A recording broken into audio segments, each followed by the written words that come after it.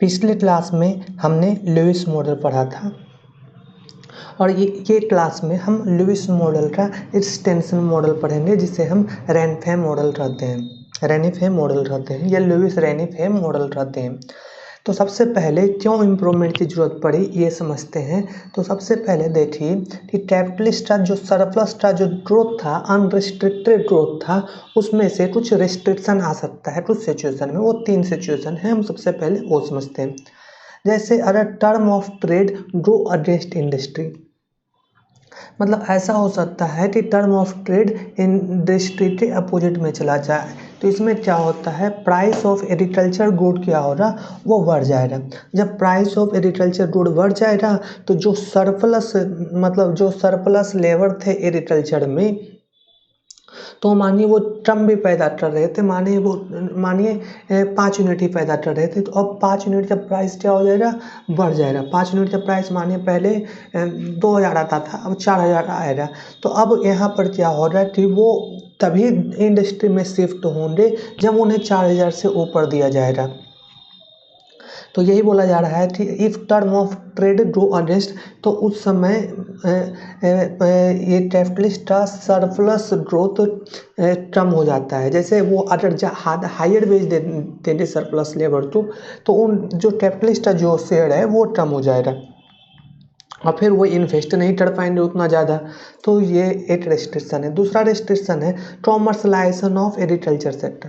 तो commercialisation of agriculture sector से क्या होता है, जब भी कोई भी चीज़ को कॉमर्शियल लेवल पर किया जाता है तो इफ़िशियंसी आता है। जब इफ़िशियंसी आएगा तो फिर ज़्यादा आउटपुट प्रोड्यूस होगा और इस तरह से यहाँ पर वेज एग्रीकल्चर सेक्टर में जो लेबर आवर है उसका वेज बढ़ जाएगा। और तो जब वेज बढ़ जाएगा तो वो दूसरे सेक्टर में तभी जाएंगे, ये तभी दूसरे सेक्टर में जा सकते हैं जब वो सेक्टर उस पेज से ज़्यादा मिनिमम वेज दे रहा, तो वो ट्रांसफ़र करेंगे क्योंकि माइग्रेशन कॉस्ट ये सब भी आता है। तो ये हुआ। तो देखिए ये दोनों चीज़ का देखिए कंपनी वाला अच्छा खासा मिसयूज करते हैं। देखिए जैसे ये है if term of trade go against industry, तो इसके लिए क्या करते हैं कि जैसे यहाँ पर हम देखते हैं यहाँ पर कि फूड प्राइस इंडिया में जानबूझकर कम रखा जाता है। कैसे रखा जाता है, क्योंकि यहाँ पर फूड सब्सिडी देते हैं और इसके कारण 2 रुपये किलो या 3 रुपये किलो गेहूँ चावल मिलता है। तो यहाँ पर हम देख सकते हैं उससे इन्फ्लेशन कंट्रोल रहता है एग्रीकल्चर सेक्टर में और इस कारण से वो वर्कर इंडस्ट्री में कम वेज पर काम करने के लिए तैयार हो जाते हैं।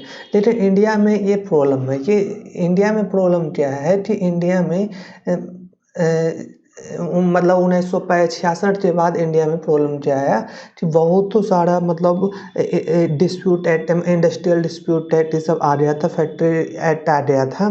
तो इस कारण से मतलब उनकी वेज कम नहीं हो पा रही थी, कम्पिटिटिव वेज उन्हें नहीं इंडस्ट्री प्रोवाइड कर पा रहा था। तो ये कहाँ पर वेज कम है, तो ये अनऑर्गेनाइज सेक्टर में वेज हम कम देख सकते हैं इंडिया में भी। उसके बाद कॉमर्शलाइजेशन ऑफ एग्रीकल्चर सेक्टर, ये भी देखिए जब भी सरकार कॉमर्शलाइजेशन एग्रीकल्चर से करना चाहता है तो यहाँ पर देख सकते हैं कि विरोध इसका शुरू हो जाता है। तो क्यों हो जाता है, किसी ना किसी टाइप से वेस्टेड इंटरेस्ट है कि अगर कॉमर्शलाइजेशन ऑफ एग्रीकल्चर हो गया तो वो एक कॉमर्शियल लेवल पर एग्रीकल्चर शुरू हो रहा। जैसे शैवाल सब का उत्पादन जो हम खाते हैं वो भी ग्रीन हरित शैवाल सब का भी उत्पादन होना शुरू हो जाएगा। तो वहाँ पर उनकी लेबर मतलब उनकी लेबर मतलब उनका वेज बढ़ जाएगा, तो इंडस्ट्री को भी ज़्यादा वेज देना पड़ेगा। तो ये सब भी एक रीजन है कि मतलब वेस्टेड इंटरेस्ट है। तो अपना कंपनी वाला मतलब वो अनऑर्गेनाइज सेक्टर का जो बड़ा प्लेयर है वो अपना गेम खेलते हैं।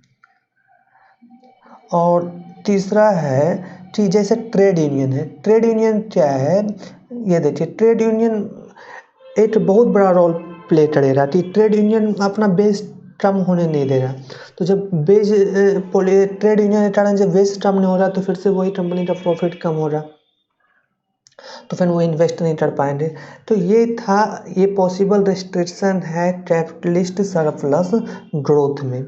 उसके बाद 3 क्रिटिसिज्म लुईस मॉडल का दिया जाता है, वो बताते हैं।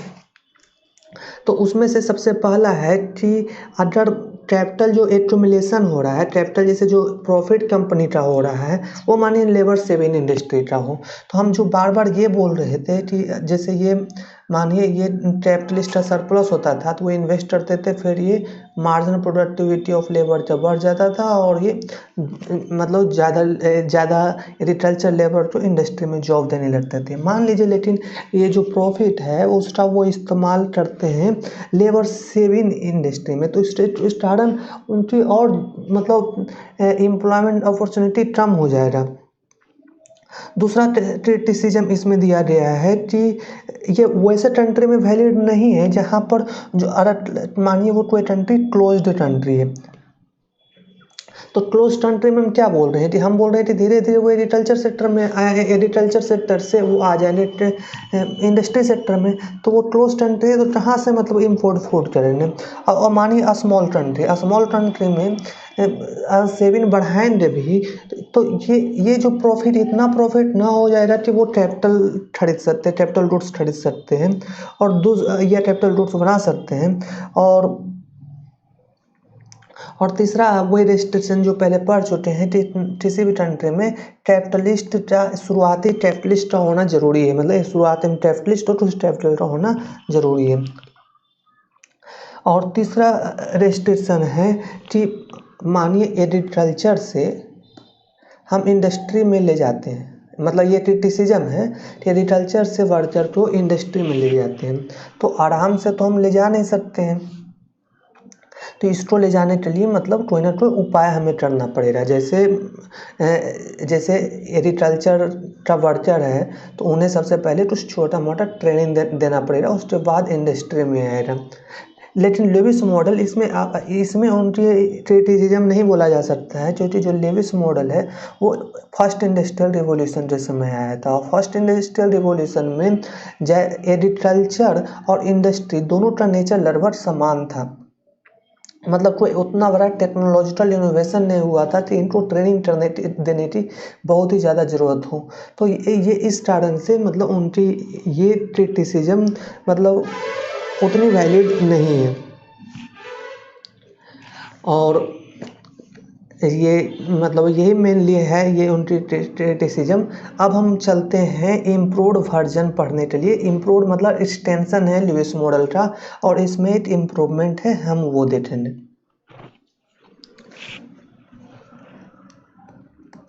तो इसे बोलते हैं लेविस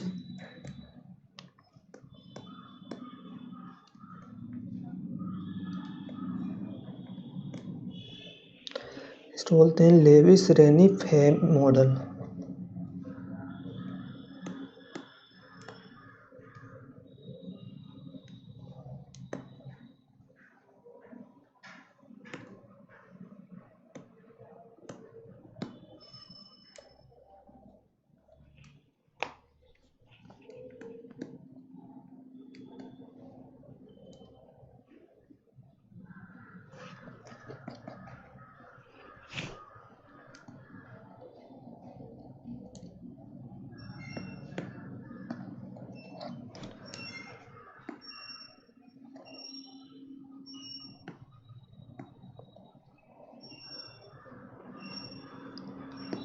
तो ये अब हम लेविस रेनी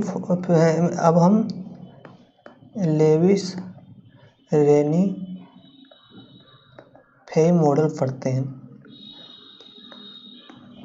तो इसके लिए सबसे पहले हम 3 पैनल बनाते हैं। तो सबसे पहले इसमें लाइन ड्रॉ कर देते हैं कुछ, जैसे एक लाइन ये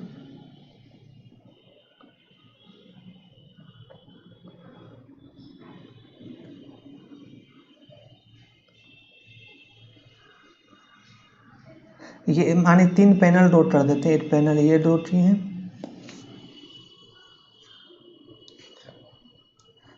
और दूसरा पैनल ये ड्रॉ किए हैं,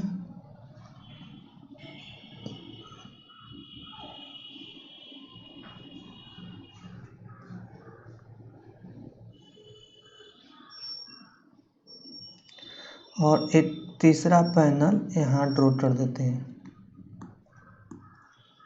ये समझिए।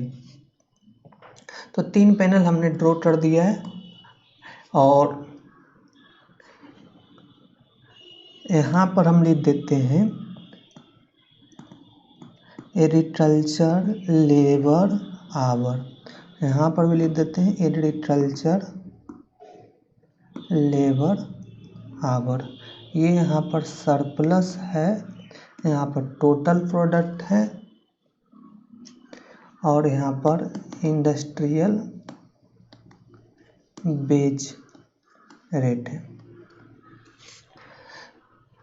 तो यहाँ पर लेविस रेनिफी मॉडल में कुछ इस तरह से हो रहा है कि बोला जा रहा है कि टोटल प्रोडक्ट जो है, टोटल प्रोडक्ट का ग्राफ कुछ इस तरह से, ये टोटल प्रोडक्ट का ग्राफ है, कुछ इस तरह से बोला जा रहा है। यहाँ पर ये हॉरिजॉन्टल लाइन है या फिर यहाँ पर ये कर्व लाइन है और इसकी 3 फेज की बात की जाती है। तो सब इसमें पहले 3 फेज हम समझते हैं एग्रीकल्चर लेबर आवर में। तो देखिए सबसे पहले टोटल प्रोडक्ट का ये ग्राफ है, ये एग्रीकल्चर लेबर है और यहाँ पर ये हमारा फुल एम्प्लॉयमेंट पॉइंट है, यहाँ पर 0 एम्प्लॉयमेंट पॉइंट है, मतलब यहाँ पर 0 लेबर यूज हो रहा है, यहाँ पर फुल लेबर यूज हो रहा है। तो देखिए फुल लेबर यूज करने से ये इतना फुल लेबर यूज हुआ है तो टोटल प्रोडक्ट इतना हुआ है। तो इसका जो स्लोप हो रहा, तो ये हमारा पर आवर क्या बेज रेट हो रहा है ये बता रहा है। ये डब्ल्यू बार क्या बताएगा, टोटल ये डब्ल्यू बार जो है हमारा सब्सिस्टेंस बेज रेट बताता है। पर आवर क्या बेज रेट है या एवरेज बेज रेट क्या है ये बताता है डब्ल्यू बार। ये एकदम लोविस मॉडल की तरह ही है। तो इसमें देखिए, इसमें बोला जा रहा है कि जैसे मानिए यहाँ पर टोटल प्रोडक्ट जो ये एवरेज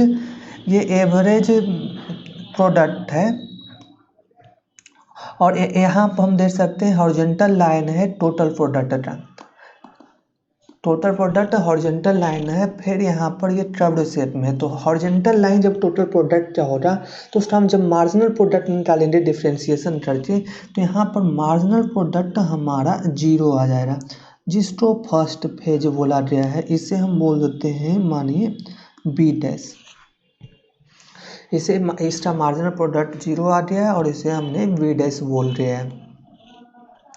अब यहाँ पर मार्जिनल प्रोडक्ट 0, इसका मतलब क्या है, मतलब इतना मतलब लेबर का यूज हो रहा है कि हम यहाँ 0 है, यहाँ से ओ से बी डैश तक हम लेबर को हटा भी दें तो हमारा एग्रीकल्चर सरप्लस में कोई कमी नहीं आता है, क्योंकि मार्जिनल प्रोडक्ट 0 है, इसको सरप्लस लेबर बोला जा रहा है। लेविस में हमने देखा था कि मार्जिनल प्रोडक्ट नेगेटिव को हमने बोला था सरप्लस लेबर, लेकिन यहाँ मार्जिनल प्रोडक्ट 0 को बोला जा रहा है सरप्लस लेबर।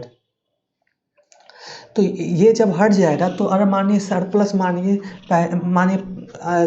सब जितना आदमी है जितना सब खा हो लेता है तो जो बचता है तो वो इतना बचेगा सरप्लस। तो अगर मानिए ये मतलब इतना आदमी, देखिए सबसे पहले इतना से इतना आदमी मानिए चला जाए, छोड़ दे एग्रीकल्चर से इंडस्ट्री में चल जाए, सरप्लस फूड सरप्लस में कोई कमी नहीं आएगा। या इतना चले जाए तब पर भी फूड सरप्लस में कोई कमी नहीं आएगा, इतना ही रहेगा। और उस समय देखिए क्योंकि ये सब्सिस्टेंस बेज रेट है तो आप कमा रहे हैं या ना कमा रहे हैं तब पर भी आपको मिनिमम बेज डब्ल्यू बार मिल रहा होगा। तो इंडस्ट्री में ये कब जाएंगे जब डब्ल्यू बार से उन्हें कुछ ज़्यादा मिलेगा, माइग्रेशन कॉस्ट मिलेगा और अनसर्टेनिटी कॉस्ट मिलेगा और डब्ल्यू बार प्लस ये मिलाकर मिलेगा, तो वो तब शिफ्ट होंगे। तो ये W1 बेज जब उनको दिया जाएगा तो वो शिफ्ट होंगे।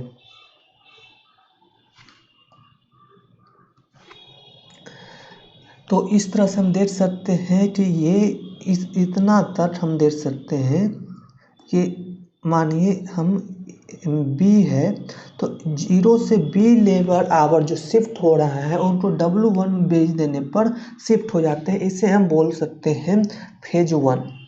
अब सेकेंड फेज क्या होता है उसको समझने से पहले देखिए, ये जो डब्लू बार है ये क्या है, सब्सिस्टेंस बेज रेट है या एवरेज प्रोडक्ट है, और ये हमारा इसका स्लोप जो होता है मार्जिनल प्रोडक्ट ऑफ लेबर है। मान लीजिए इसी लाइन के पैरेलल एक लाइन यहाँ पर ड्रॉ करते हैं, तो देखिए इस पॉइंट पर और इस पॉइंट पर स्लोप सेम है, मतलब इस पॉइंट पर सब्सिस्टेंस बेज रेट है, और यहाँ पर एक लाइन ड्रॉ कर देते हैं, यहाँ पर हम एक लाइन ड्रॉ कर देते हैं इस तरह से। तो यहाँ पर देखिए इस पॉइंट पर सब्सिस्टेंस बेज रेट है और मार्जिनल प्रोडक्ट ऑफ लेबर भी सेम है। तो मतलब इसके ऊपर क्या हो रहा है, जैसे हम नीचे तरफ आते देख सकते हैं कि स्लोप क्या हो रहा है, बढ़ जा रहा है, मार्जिनल प्रोडक्ट ऑफ लेबर बढ़ जा रहा है, क्योंकि कम लेबर एग्रीकल्चर में इस्तेमाल हो रहे हैं, तो नॉर्मल सी बात है मार्जिनल प्रोडक्ट ऑफ लेबर बढ़ते चला जाएगा। तो यहाँ पर देखिए इधर यहाँ पर एक सब्सिस्टेंस बेज रेट है, इस पॉइंट पर मार्जिनल प्रोडक्ट किसके बराबर है, सब्सिस्टेंस बेज रेट के बराबर, तो इधर कम हो रहा है। तो यहाँ पर है इस तरह से मार्जिनल प्रोडक्ट ऑफ लेबर जो है लेस देन है एग्रीकल्चर प्रोडक्ट ऑफ लेबर।